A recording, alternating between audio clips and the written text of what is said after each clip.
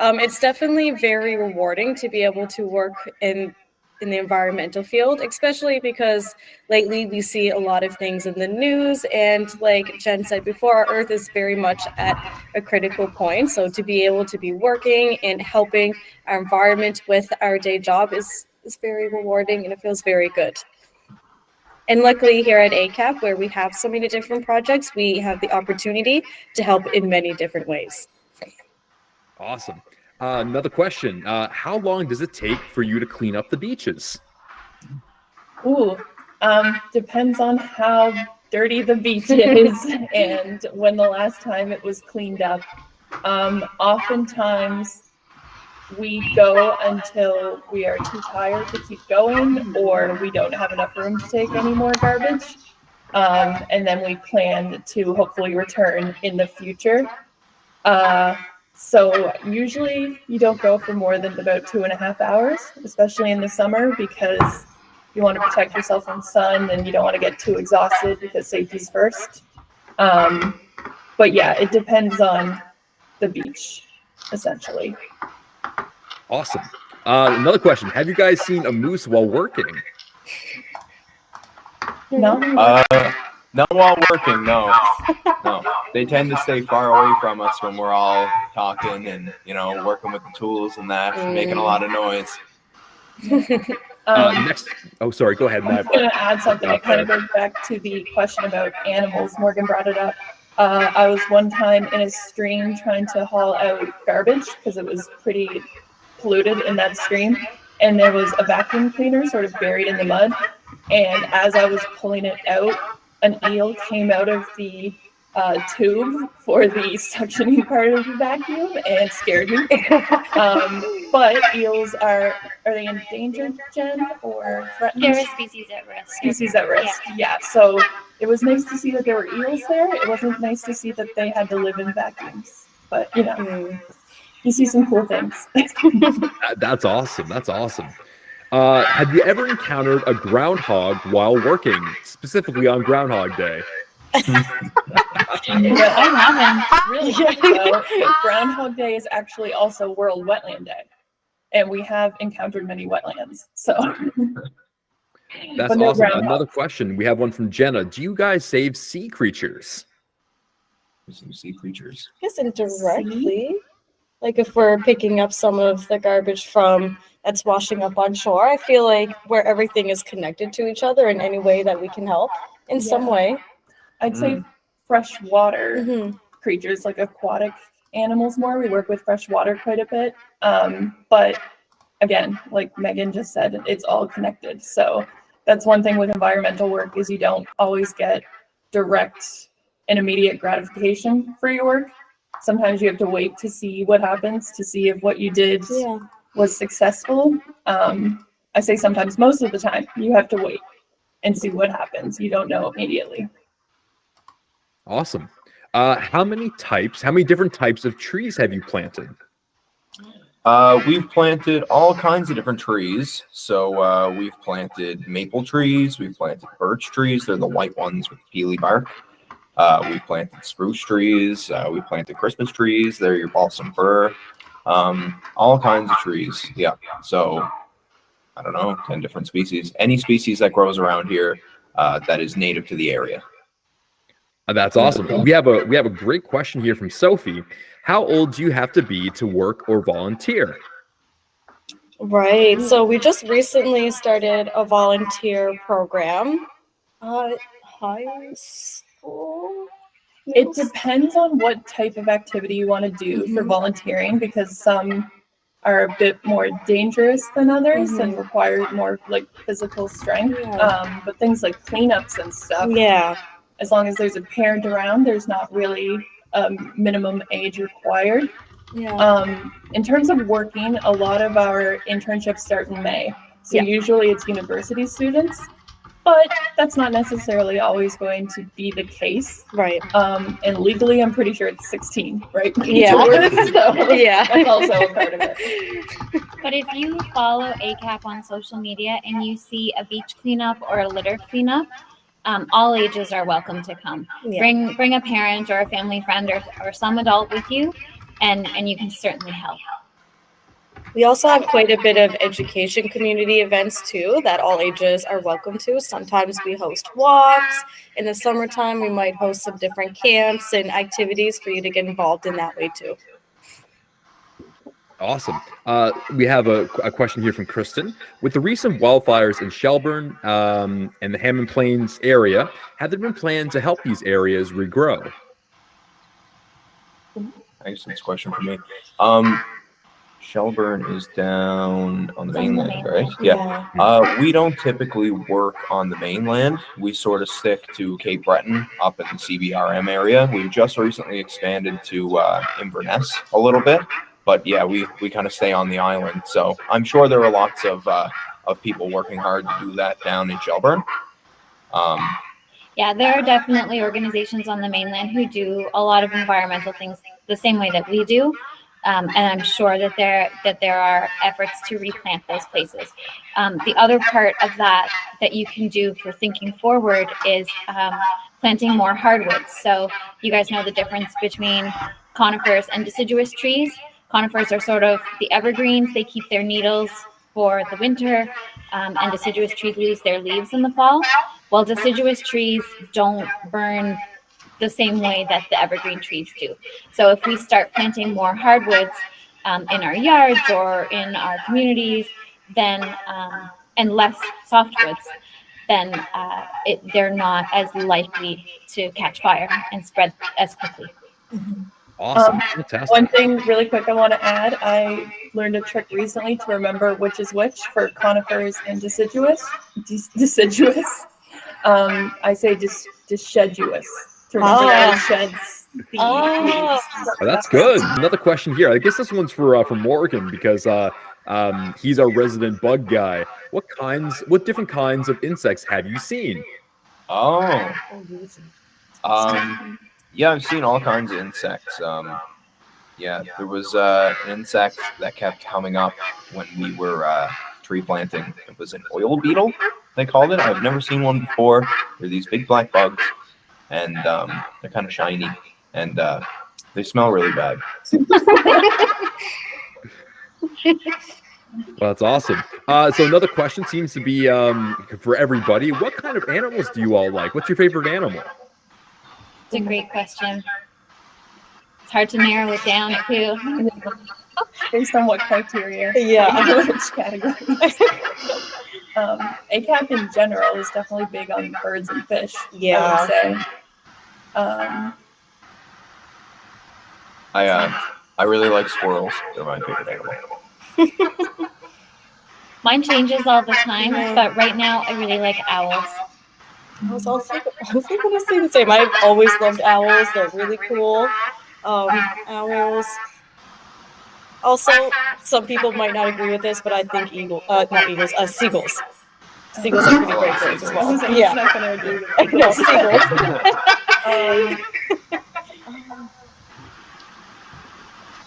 I'm going to go with foxes. Yeah. Oh, I love foxes. They're so Especially cool. when they mess with Morgan. Okay, that's awesome. That's awesome. Okay. How does it feel having this job, and what were you doing before this job? I'll tell you. Before this job, I worked at Walmart, and I was stocking shelves at Walmart while I was going through school. And then when I came out, I said I really wanted to get out of the aisles and be out in a big wide open space, which I love. And how I feel about that is sometimes I can't believe that my job is the way it is. I'm very, very happy that I am where I am. For me, I was in school before this job. So this is pretty much my first full-time job after school. I started as an ecological monitoring intern in the summer, and I just haven't left yet. But yeah, so, school. Yeah. As for myself, before I started working in the environmental field, I would have done my schooling and did some summer internships actually at ACAP as a student. But then after I graduated, I had the chance to teach in South Korea for 6 years. I taught English over there. And then when I came back, I started working at green schools, and then I came here as well. So I had a bit of a different journey as well. I got in and out of the environmental field, but it feels very good to be able to be back and to be able to be teaching the public, being able to work outside, going out in the woods. I'm so happy that my life took me this way and to be in the job that I'm currently in. That's awesome. That is awesome. And also, so remember, a reminder to our students, unless it's a question about ACAP and what they do, if you could please not use the chat. Thank you very much. Okay, the next question that we have here from Jessica. How many trees have you planted in total? So not just the 16,000 from last summer. How many in total do you think? We've planted over 30,000 trees. I want to say more. Out of the 4 seasons, what season is the hardest to work in? Winter. Can't do a lot of field work in the winter. Depends what you're doing though, because in the winter you can walk right across a wetland because it's frozen. But in the summer, it's not always safe to walk into a wetland. And then in the summer, of course, there's a lot of heat. Mm-hmm. So that's a bit tricky too. But the spring, early summer, and fall are the best. That's probably, we're all in agreement. Yeah. Awesome.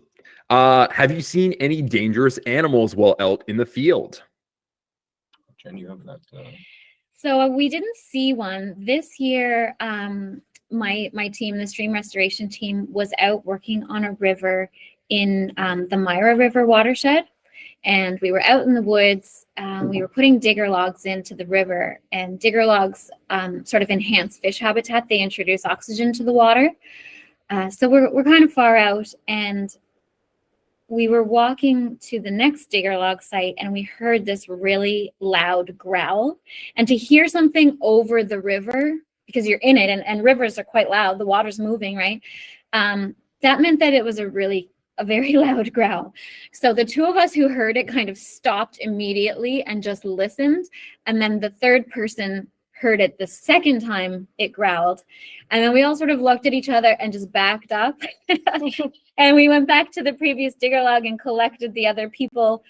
We left our tools there, and we just kind of like went up the hill and tried to decide what we were going to do. But we all decided that growl was loud enough that maybe we don't want to meet whatever made that noise.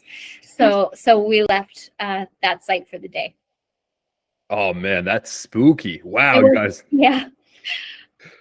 Oh, that's well, I'm glad that you guys were okay, because that coming across animals in the wild, I've come across I used to be a Boy Scout, and I came across a black bear one time. I'm not sure if it was a black bear, but we came across some form of bear, and that was, even at a distance, was very scary. But yeah, that's awesome. Okay, the next question that we have here: does it matter what age you are to work for the environment? Oh, No. yeah, you can. Well, I mean, to work for ACAP, you should be a certain age, high school age, sort of thing. But you can do all kinds of things for your local environment at any age. Mm-hmm. You can do things in your own backyard. You can get together with a bunch of friends and pick up litter, or plant a couple trees. Yeah. Gardening, grow trees, to grow trees from seed. Yeah. Learning at your age, looks like most of you are in elementary and middle school. The best thing you can do is, like Morgan said, walk in the woods, pay attention to your surroundings, and think, what thoughts come to you? What do you like? What attracts you? What trees are around you? What animals are around you? And just start asking those questions and building your answer bank. And then by the time you're old enough to actually get a job in the field, you'll have a good idea of what your interests are. Awesome. Okay, so we're gonna do a couple more, about 2 or 3 more questions, and that'll be everything. So we have one this is a really cool one here. Someone read that river otters are an indication of water quality. What do you see as an indicator of water quality in Cape Breton?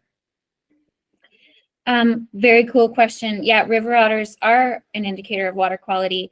And you know what? I'm actually going to broaden it. So not just water quality, but any ecosystem, if you have a top predator. So if your garden has spiders, or if you have an owl, those are top predators, and they indicate that your whole ecosystem is in one piece. So a river otter is a top predator. If they're in your river, then you know that you have fish, you probably have freshwater mussels. There's probably enough oxygen in the water to support those fish that are going to support that otter. So the top predators indicate that the rest of the ecosystem is in good shape. And so here in Cape Breton, an eagle is a really good top predator, or a heron is a good top predator for our stream ecosystems. We also do frog monitoring. Oh yes, and we do frog monitoring, Yeah. but they're not top predators, they're snacks. No. I couldn't imagine snacking on a frog, but hey, that's cool though. Okay. Another good question that we have here. Have you ever rescued an injured animal on the job? The trash formers did. Was that last year, 2 years ago? So a couple of years ago, I feel like there's a story from almost every trash formers year, because they're out there, right? They're out there in the environment and they're seeing things and coming across things. So they'll find one time they found a dog tied up in the woods. Sometimes they find injured birds and they take them to Hope for Wildlife. Mhm. So yeah, when we're out there, we definitely find injured creatures, and we always do our best to help them. That's awesome. And the last question we'll take for this morning for our little get together today. What is the most fun thing about your job? I know immediately for me, it's that every day is different. There's so many different kinds of things I could be doing, whether it be education or out in the fields studying soil, or, there's so many different kinds of, or this, Yeah. like talking to students from all across the province. So I think the fun part is the unknown and the potential that the job holds. Yeah, the best part about my job that I like the most, I think, is the fact that there's always more to learn. I don't think I'll ever know everything about the environment. It's always changing, and it's always ready to teach you a little bit more. And whether that's, usually it's right in front of you. You think you know something, but then, an animal or something, or, a plant will do something a little bit differently, and you'll say, hey, I don't really know why I did that. Awesome. I think my favorite part of this job is really just having the opportunity to connect with the youth in the community and being able to give the opportunity for people to reconnect with nature, and just being able to see with my own eyes about students being excited to be outdoors. Sometimes they get really into some different facts that we're sharing, or they get really excited doing our hands-on activities. Just really seeing the excitement with my own eyes and being the one responsible for helping that happen is one of my favorite parts of this job. Yeah, I would echo everything that everybody said, but that unknown is always the best. Like finding things that you can identify as cool, but finding something that you've never seen before is really, really fun. I'm a bit of a mushroom nerd, and also obviously I love rivers. So when I found an aquatic mushroom that grows underwater, it's probably the best day ever for me. Yeah.